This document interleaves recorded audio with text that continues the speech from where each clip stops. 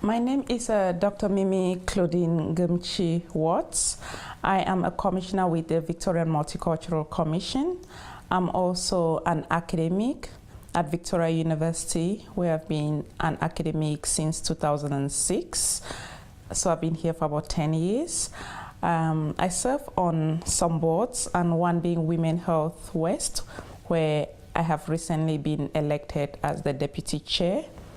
I'm also a board director at AIMS Australia, which is an organization that really takes a lot of responsibility in relation to migrant settlement and education for migrant groups here in Victoria. Another hat that I wear is being an advocate for many of our communities, but also for women in particular. And I see myself as, you know, somebody who should be a voice for many people, not just for myself.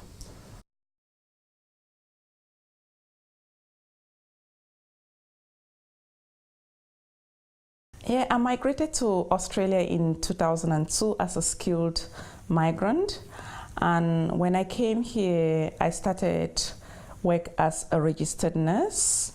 And during that period, and very early on, I realized the need for representation in our community, but also in supporting migrants who had come from the African continent, but had not had the opportunity to have education, some due to instabilities and other challenges that they face. So I started doing community work outside my professional work, but in between I did a Master's of Public Health at the University of Melbourne, which I finished in 2006, and then following that I also completed a PhD at La Trobe University. And in between that, I did a lot of other things, especially within the community, but while, again, teaching at the university at the same time. I am a mother of 3 anyway, I should say that as well. I think I did, and the reason I think I did was because the way I migrated, my employers picked me from the airport, right? So I arrived here on the 6th of December, and I started work on Monday the 8th of December. And I don't think, except the time that I took maternity leave, I've really not been out of work in between that. People that I met on the plane actually helped me a lot when I arrived in Australia.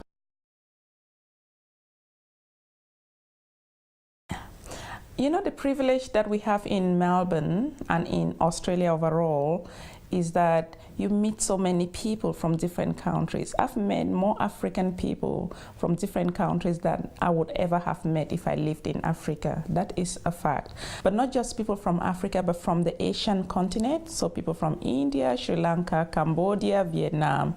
Then you go to the European continent, Greeks, Italians, Macedonians, you know, you name it, Germans, all of those people. South Americans, the same. So when you think about Victoria, we have a multicultural society that has a very rich culture.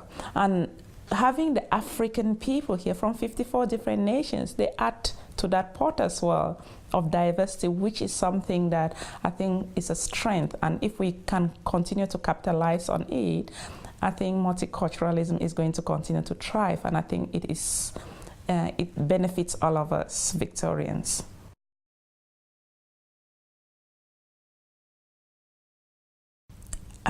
The African community in Victoria is very, very diverse. And I always start by telling people that Africa is a continent. It's not a country. We've got 54 independent countries. When you go from into those independent countries, there are so many cultures. For example, I come from Cameroon, right? And Cameroon is very diverse. There are at least 200 language groups in Cameroon, and it's a country of only 24 million people, so the population is quite comparable to that of Australia, but the diversity within that diversity. You take a look, go to East Africa, you know, look at Kenya, and look at the diversity within Kenya. Then step even from to Congo, how it's one of the biggest countries here in the world and one of the biggest in Africa. And then when you look at it, look at the diversity.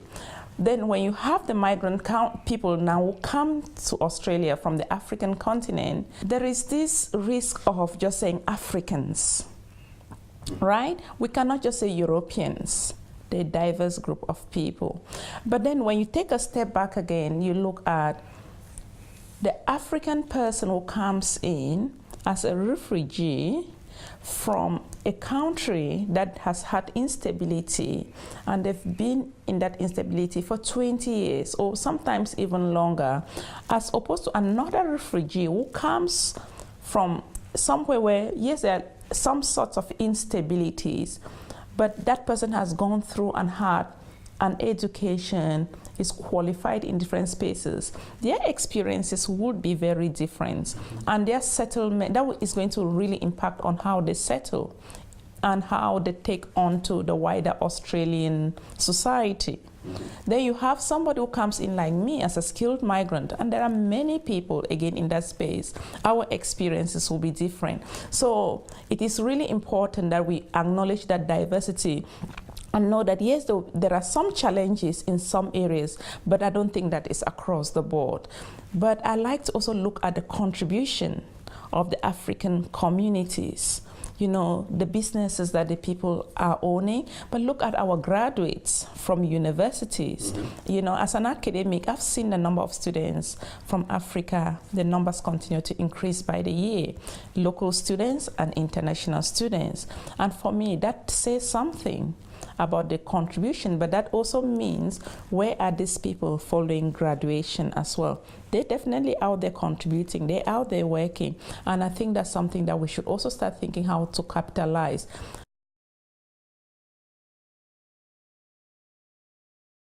One of the challenges that I think the African communities here have faced for a significant period of time is representations in the media.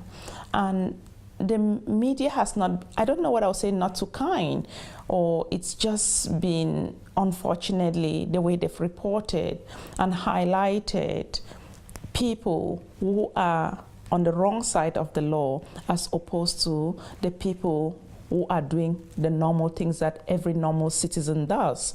And we know between us that the people who find themselves on the wrong side of the law, most often than not, are in the minority of the minority. And I think it is also important then to look at why is it that they end up in those positions, rather than generalize that African people, they're not engaging, they're not, because I am testament that African people are engaging. And if people say, oh, they don't know any, I always say, ask me, which country do you want? What qualifications do you want? What do you need? And I'm more than happy to give you the name of somebody who is going to be engaged with you, whether you want them to work with you or do whatever, there is always somebody. I am very confident about that.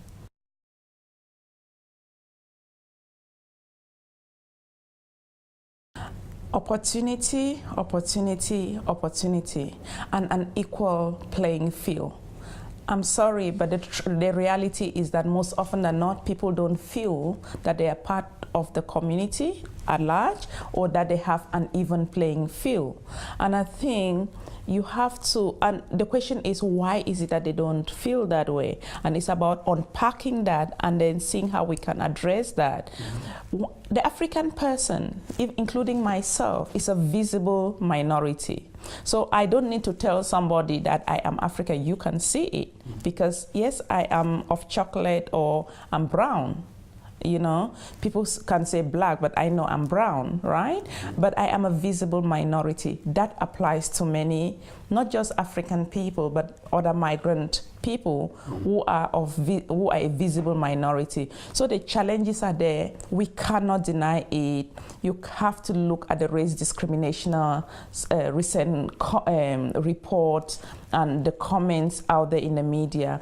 Therefore, there is a challenge. And for African people, I think the way we can address that is really putting ourselves out there, talking about it, talking about our own personal experiences.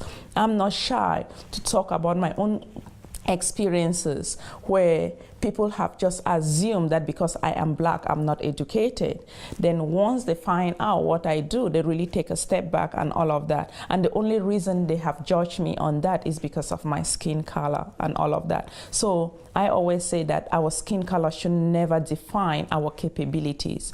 What defines us as people is our character, but also what is in our brains. And I think the African people, they continue to face that. Another way that we could try to support the African people is giving them the opportunity, for example, to lead programs.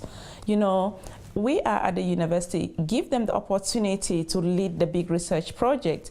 Give people the opportunity, for example, to start to run for some significant leadership positions. You know, it's give people opportunities to lead.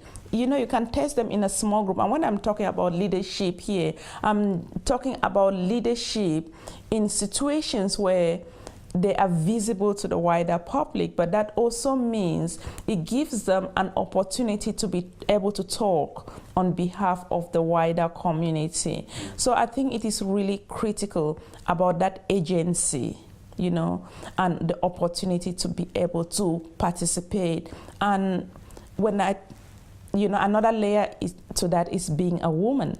We should really, really, really try to engage our women. And that applies to the African communities engaging their women, but also to the wider community engaging and embracing the African woman.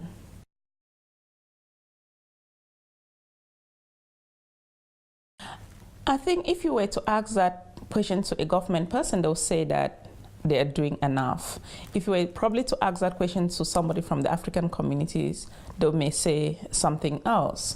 My position there is about making people to know the opportunities that are available to them, because I believe that there are opportunities out there, but it's about people knowing about them and also then creating those pathways for them to be able to achieve whatever it is that they are supposed to achieve, maybe through education.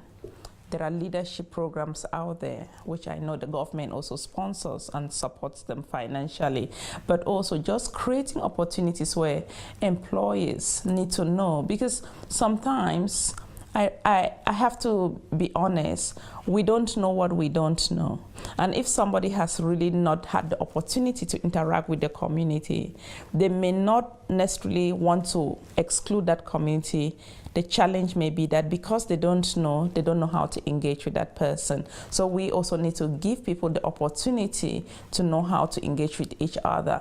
And I think because these are different cultures that we are dealing with, and it is about how do you bring that. So I don't like to think that there's a right or a wrong way. It is much more about all of us coming together to forge a path and see how we can work together in unity.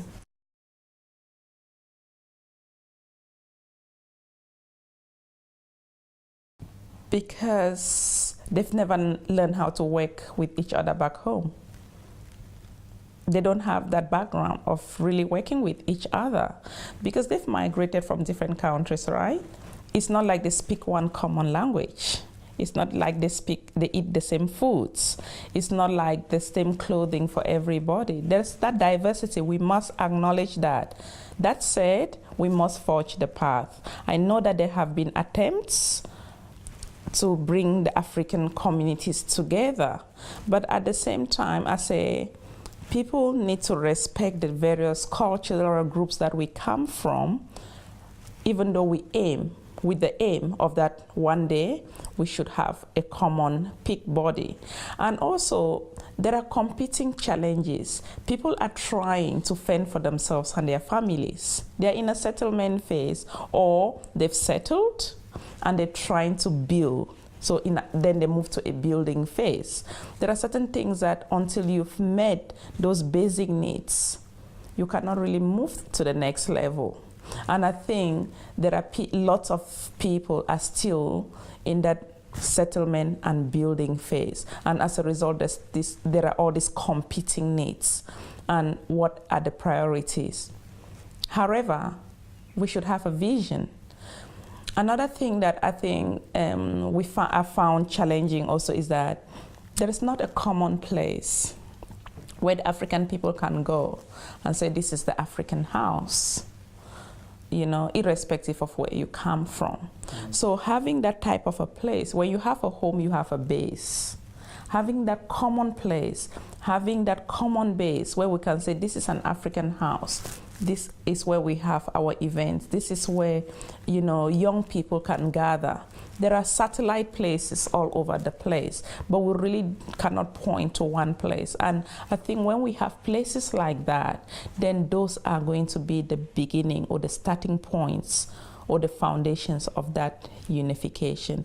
And we should also model on the African Union, because they have worked hard to have the African Union, despite all the challenges. And recently, they've been here now twice to engage with their diaspora African Australians. So I think it is but fitting that we try to model that and listen to what they said to us during their recent visit in November, and then see how we could build things, you know, get our youth together, irrespective of where they come from, to have a platform, get the adults, men, women together to have a platform. And I think when we start doing that, then we are going to be building genuine foundations for a united Africa, rather than people passing themselves that they are the leader. But you need to have that leadership, but your people need to recognize you. Because when people recognize you, when people give you that platform and they acknowledge it, they're going to work with you. And we must bring everyone together. We cannot go alone. And that includes mainstream broader Australians. The African people must work with mainstream Australians to solve the problems within the community, because I think that is really critical.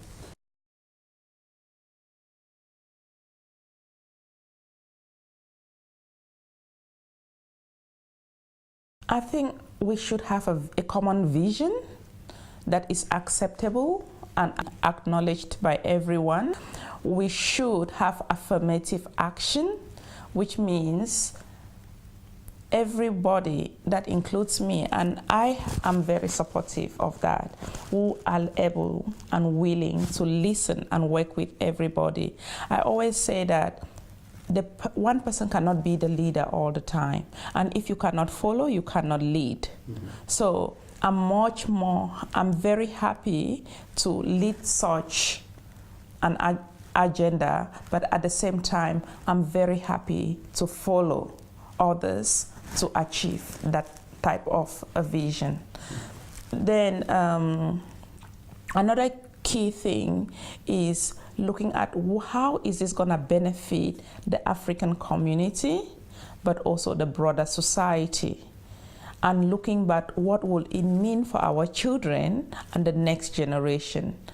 And I think if we have those things encapsulated, then people can see why these things are important and why they need to take ownership of it. Because I think we must take ownership of it, and we must not only be thinking that the government should come to give money for it to be done. We have to be able, and people who know me know I say this all the time, we must dig deep in our own pockets, and you know, every $1 counts, and slowly make a small contribution and build a foundation.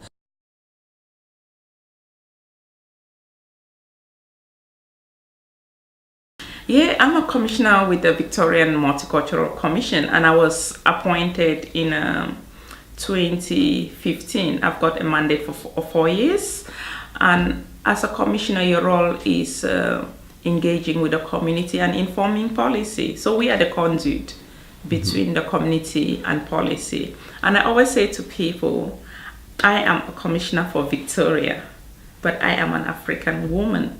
So it is really a great opportunity to be able to represent the Victorian people in that capacity, but also at the same time, you know, putting out the flag of the African person, but importantly of the African woman. I see the VMC as doing a fantastic job, and I'm not saying that just because I am a commissioner. I've just come out this morning from an event that one of our African leaders, Dr. Bahan Ahmed, was launching a youth center employment network, and the VMC were very engaged. And when I was there, they told me that the chair visited yesterday as well. Okay, and the numerous activities, funding projects that we support in person, but also financially. I think honestly, the VMC is and continues to be very engaged. However, I think there's always room for improvement. And I'm sure there will be things that if I spoke to some other groups, they'll be like, we'll need you people to do better in this area. And you know what? We are willing to listen. And you know, you've got me in particular and you can trust me. I will say what you have said and I will communicate the messages because that is my role, you know, to communicate the messages from Victorians, but why not from the African communities in particular? Because of course I'm an African, you cannot deny that.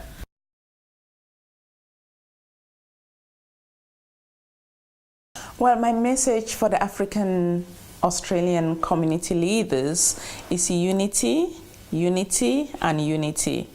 I say that because I believe that unity is strength and a united force is a stronger force. Respect for one another is absolutely critical because every time you undermine somebody else, you're actually undermining yourself. But if somebody is doing something, I think you should see it in a positive light and that they're doing it for the betterment and the improvement of the community. And I think if we work in that spirit of harmony and unity, we're going to not only portray a good image of the African communities, but we are going to be showing an example to our children, but it's going to bring better gains for the wider society, but most importantly for the people of Africa here, but also the ripple effects back home in Africa.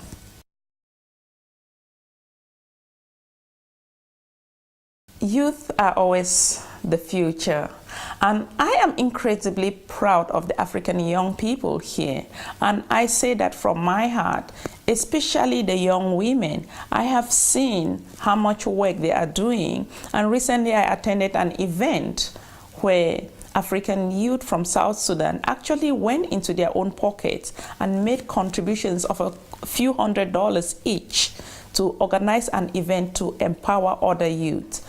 And I think the youth should know that we are out there to support you. For sure, I can say to you people that I am here, and I'm here. I am a sounding board for you people if you ever need me, but that your messages are being heard. There are pockets of challenges that you face. You've talked about opportunity, and I think in unity, we can continue to promote the good work that many of you are doing, but I see you people as a shining light, and you should have that confidence in you and really continue to be doing the things that you are doing and, you know, seek mentorship. But I also say to the adults then, we must sponsor them. So we should not only be mentors, but we should also sponsor them in that actively give ourselves the responsibility to see where you've taken one or two young people somewhere in 12 months' time. Yes, you know I've got a soft spot, right?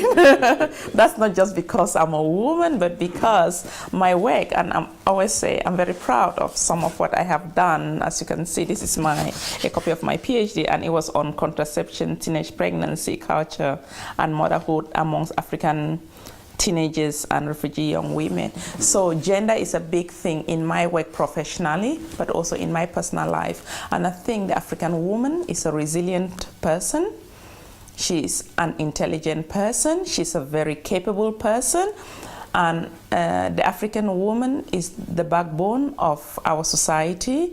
And I just think always that we should continue to give them the opportunity, but also that they should continue to play their role as mothers, as aunties, as cousins, but as community leaders in their own right, as professional people that I know many of them are, and also giving each other agency, but supporting each other in achieving what all of us here want for our families, but also for the broader Australian society, that is equal opportunity, hope, and making a contribution as citizens.